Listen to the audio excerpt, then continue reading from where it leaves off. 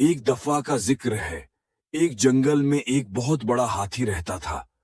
وہ بہت مغرور تھا اور چھوٹے جانوروں کا مذاق اڑاتا تھا۔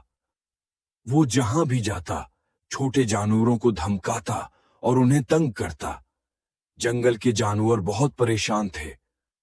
ایک دن چیونٹیوں نے فیصلہ کیا کہ وہ ہاتھی کو سبق سکھائیں گی۔ جب ہاتھی پانی پینے جھیل کے پاس آیا تو وہ سب اس کے جسم پر چڑھ گئیں اور زور زور سے کاٹنے لگیں۔ ہاتھی چیختے ہوئے، کیا ہو رہا ہے؟ یہ چھوٹے چھوٹے جانور مجھے کیوں کاٹ رہے ہیں؟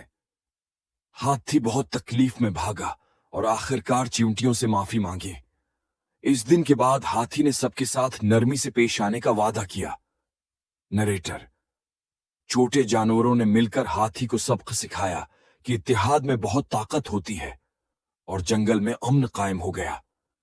سبق: چھوٹے جانور اگر متحد ہوں تو بڑے سے بڑے جانور کو بھی ہرا سکتے ہیں۔